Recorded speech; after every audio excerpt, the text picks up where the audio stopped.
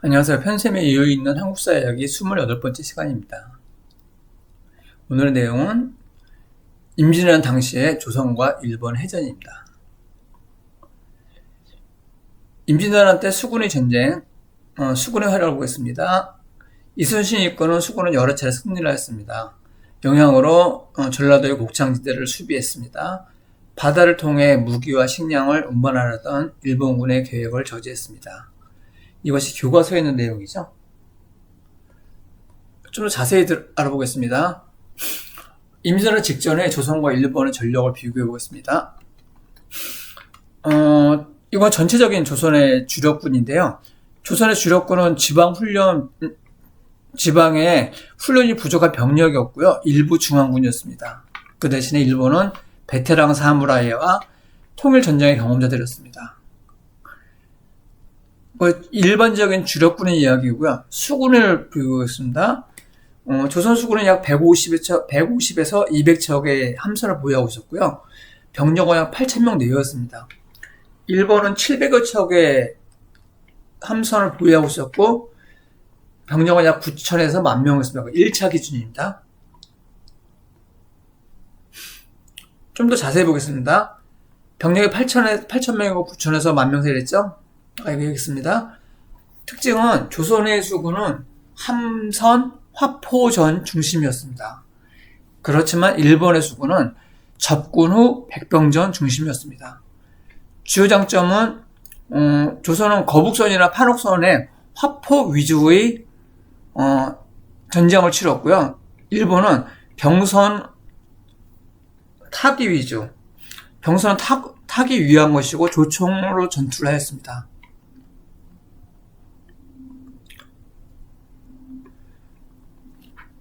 조선 수군과 일본 수군의 전략을 좀 비교해 보겠습니다. 기본 전략은 조선 수군은 전쟁을 하는 전쟁이 아니라 제해권을 확보하고 보급로를 차단하였습니다. 일본의 수군은 병력을 수송하고 육군을 지원하기 위한 것입니다. 주력 전술은 조선은 원거리 화포 공격이고 일본은 근접 접근 후의 백군이었습니다. 주력 함선으로는 판옥선과 거북선이 있었고요. 일본 함선은 세키분해, 아타케분해, 오바야 등이 있었습니다. 주요 무기는 천자총통, 지제총통, 현자총통, 화살 등이 있었고요. 일본은 조총, 활, 창, 칼이었습니다. 전투 방식은 조선은 함대 간의 거리를 유지한 후에 포격을 하는 것입니다. 그 대신에 일본은 빠르게 접근하여 승선하여서 전투를 벌이는 것입니다. 좀 자세히 살펴보겠습니다. 조선 수군의 전략을 보겠습니다. 조선 수군은 전략이 제해권을 장악해서 일본의 보급선을 차단하는 것입니다. 조선 수군은 일본의 함대를 모두 격파하는 것이 아니라 일본군이 해상 보급로를 끊는 것을 가장 중요한 목표로 했습니다. 그렇기 때문에 조선 수군이 일본 함대와 격파한 부분은 대부분 해상 보급로였습니다. 일본군은 부산에서 한양까지 병력과 군대를 대부분으로 바다로 운반할 계획을 세우고 있었습니다. 그러나 이순신은 경상도 남해안을 장악하여 수송선을 집중 공격했습니다. 결과적으로 일본군은 육상 보급이 크게 어려워졌습니다. 조선 수군의 전략 두 번째 보겠습니다. 원거리 화포전.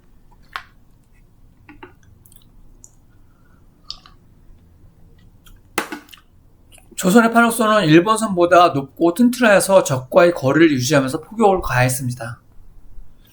조선 수군의 주요 무기는 앞에서 언급했던 천자총통, 지자총통, 현자총통, 승자총통이었습니다.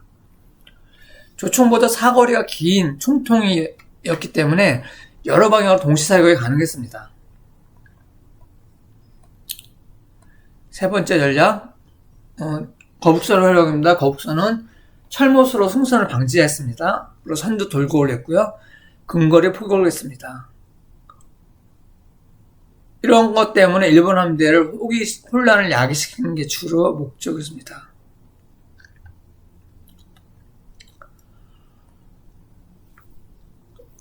일본 수군의 전략을 보겠습니다. 일본 수군은 육군 지원이 최우선이었습니다. 병력을 수송하고 군량을 운송하고 육군을 호위하고,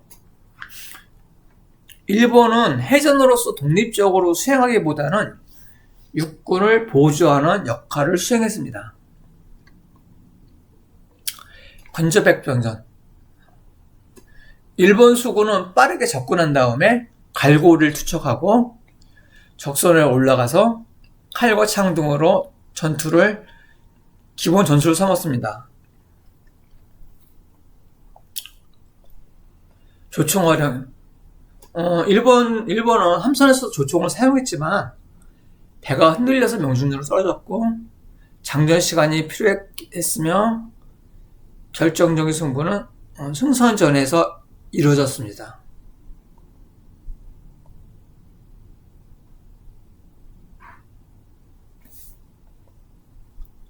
일본 수군의 전략을 보면은 속도 중심 운동이었습니다. 일본의 특히 고바야는 상당히 빨랐습니다. 그래서 이들은 정찰을 하고 연락을 하고 기습에 활용되었습니다. 일본 배가 조선 배보다 빨랐어요. 비교해 보겠습니다. 조선의 전략 목표는 제해권 확보였습니다. 그 대신에 일본의 수군은 병력 수송이었습니다. 전술은 원거리 포격이었고 근접 벽병전이었습니다. 강점으로는 조선은 화력과 방어력이 뛰어났습니다. 일본은 기동성과 승선전이 뛰어났습니다. 조선 수군의 약점은 기동성은 다소 부족했습니다. 그러나 일본은 화포가 부족했고 원거리 화력이 열세였습니다.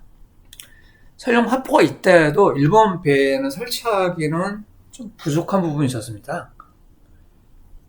배가 너무 약했어요.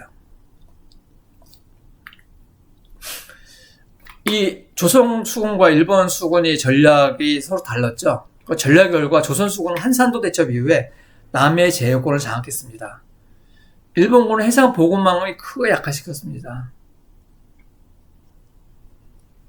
그 결과 일본군은 내륙 작전으로 지속하기가 어려웠던 것입니다. 즉, 조선수군과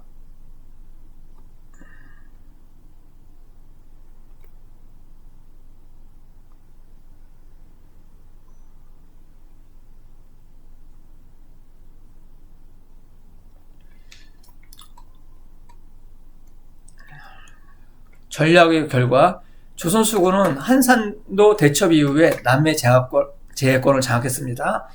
일본군은 해상 보급망을 크게 약화시켰습니다. 그 결과 일본은 내륙 작전으로 지속하기가 어려워졌습니다. 그것은 임진왜란의 전세를 바꾸는 핵심 요인 중 하나가 되었습니다. 이 내용 제가 다시 한번 읽어드렸습니다. 좀 더 자세히 보겠습니다. 그러면 일본 배하고 조선 배하고 어떤 차이가 있나? 조선은 판옥선이 대표적인 배고요. 일본은 세키 분해, 아케타 분해 등이 대표적이었습니다. 비교를 구조해 보겠습니다. 기본 구조를 보겠습니다. 조선의 판옥선은 2층 구조였습니다. 넓은 간판이 있었고 단단한 성체가 있었습니다. 조선의 판옥선은 한마디로 바다 위의 성이었습니다. 그것에 비해서 일본의 세키 분해나 아케나 분해 등은 1층 또는 1.5 구조로 되어 있고요. 노가 많은 빠른 배였습니다. 선체 재질은 조선 수군은 두꺼운 참나무로 견고하고 방어력이 되게 강했습니다.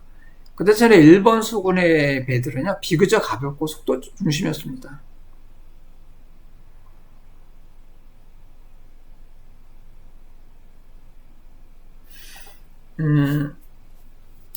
무기 중심은 화포 중심이었습니다. 대장군전이나 총통 등이 있었고 일본은 조총, 활, 백병전 중심이었습니다. 전투 방식은 원거리 사격과 기동전이었습니다. 그 대신 일본 수군은 근접 후 기습 백병전이었습니다. 판옥선의 장점은 방어력이 우수하고 화력이 강하고 안정성이 높았습니다. 그 대신 일본의 배의 특징은 속도가 빨랐고 기동성이 높았습니다. 단점은 조선배는 판옥선은 속도가 느리고 조작성이 좀 떨어졌습니다. 그 대신 일본의 배는 화포와 방어력이 약했습니다. 화포가 없기 때문에 방어력이 약했습니다. 조선수군과 일본수군의 전술은 어떤 전술이냐? 조선수군은 원거리에서 화포를 발사합니다. 그래서 배가 적이 접근하기 이전에 격침시키는 거였습니다. 즉 해상 포격 전술이 중심이었습니다. 그 대신에 일본수군은 빠르게 접근해서 백병전을 치러서 그 배를 찾자는 거죠. 기습, 근접, 백병 중심 전술이었습니다. 그러면 어떻게 하면은 일본 수군을 이길 수 있을까요? 접근하지 못하게 하면 되죠. 원거리에서 포격하면 되잖아요. 그렇죠? 조선에서는 전략인다 그래서. 여러분이 잘 아는 이순신 장군 있죠? 이순신 장군은 어떻게 해서 연승연영하게 됐을까요? 그는 제권 확보를 최우선 전략을 삼았습니다. 이순신은 일본군의 본진을 공격하기보다는 보급선을 차단하는 전략을 선택했습니다. 보급선을 건드렸다는 거죠.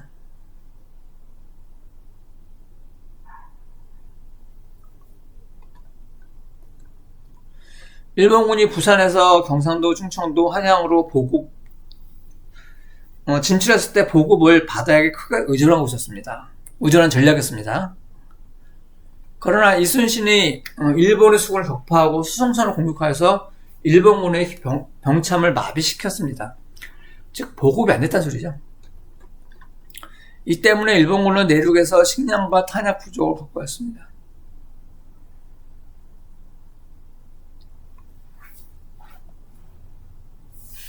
이순신은 유리한 장소에서만 싸움을 했습니다. 이순신은 절대 불리한 지역에서 전투를 하지 않았습니다. 미리 지형의 특성을 파악하고 유리한 지역에 전투를 했다는 소리입니다. 대표적인 게 옥포, 해전, 명랑, 노량진 전쟁이었습니다. 모두 특징이 좁은 해협이나 교류를 이용할 수 있는 곳으로 해서 전투를 벌였던 것입니다. 잘못하면은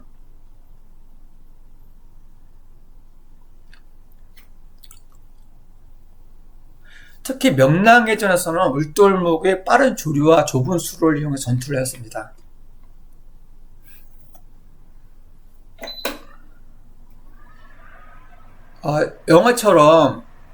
영화의 전쟁처럼 막 불리한 지역을 당당히 쳐들어가서 적군을 막 죽이고 그런 일이 벌어지잖아요. 근데 실제 전쟁에서는 그런 게 없습니다. 세 번째, 판옥선의 우수성입니다. 판옥선 특징은 높은 선체하고 넓은 강판, 강한 내구성과 많은 함포를 갖추고 있습니다. 일본 함선의 특징은 낮은 선체, 백병 중심이기 때문에 접근해야 강점을 발휘할 수 있습니다. 그럼 일본 함선을 어떻게 격파할 수 있을까요? 이순신은 일본 함선의 특징, 장점을 막기 위해서 원거리 포격전을 실시했던 것입니다.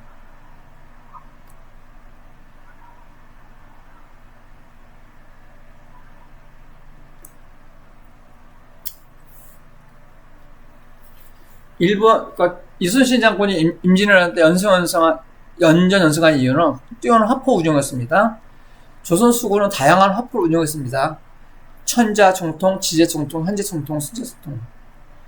일본군의 조총은 강했지만 다른 화포보다는 약했습니다.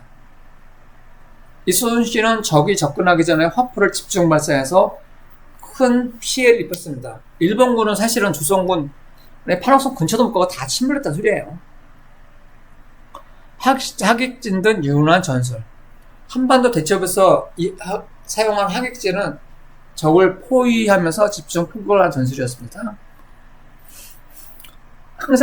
그렇다고 항상 하객진만 사용한 것이 아니라 해역과 적의 움직임에 따라서 다양한 전술을 사용했습니다.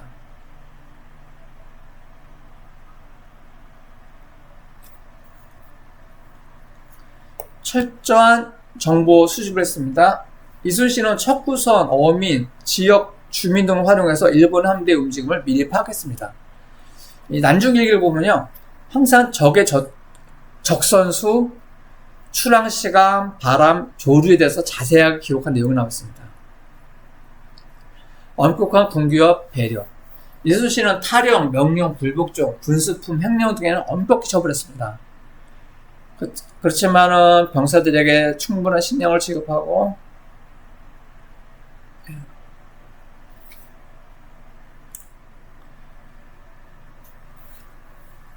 병사들에게 충분한 식량을 지급하고 돌봤다고 했죠. 그리고 공을 세운 자에게는 포상을 했습니다. 덕분에 조선 수군의 전투력이 주술될 수 있었던 이유입니다. 이순신은 강압으로 병사들에게 존경을 받으려고 했던 거 아닙니다.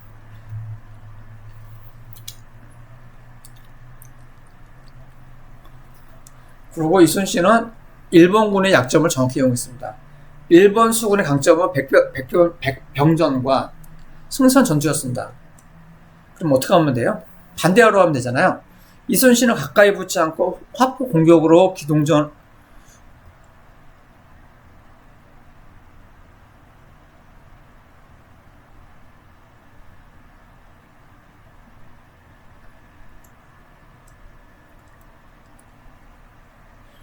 임진왜란 당시 조선과 일본의 해전 흐름을 보겠습니다. 조선의 전략은 일본의 함대를 다 부수는 게 목적이 아니고요. 제해권 장악과 일본 보급선을 차단하는 겁니다. 특히 중요한 게 보급선 차단이죠. 그리고 조선 수군은 원거리 합포전을 벌였습니다. 그리고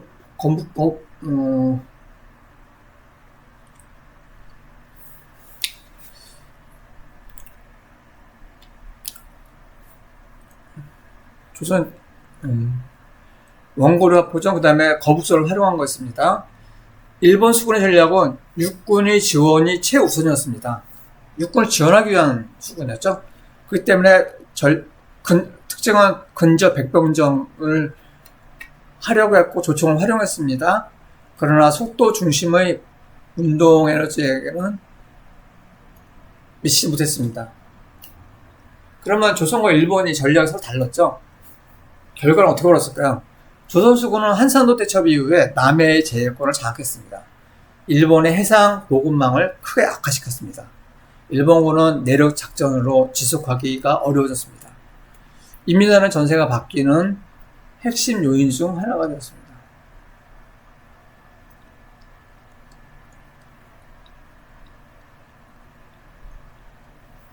이순신 장군의 임진왜란 동안의 연전연승의 흐름을 보겠습니다. 이순신 장군의 전략도 거의 비슷합니다. 제해권을 확보하는데 최우선 전략을 썼습니다. 두 번째, 유리한 장소에서만 싸웠다. 굳이 적군은 가서 불리한 장소 싸울 이유는 없잖아요. 이순신은 꼭 자기가 이길 수 있는 장소에서 싸웠습니다. 또 판옥선의 우수성을 이용했습니다. 뛰어난 화포 운용을 했습니다. 하객진 등 유용한 선물을 제공했습니다.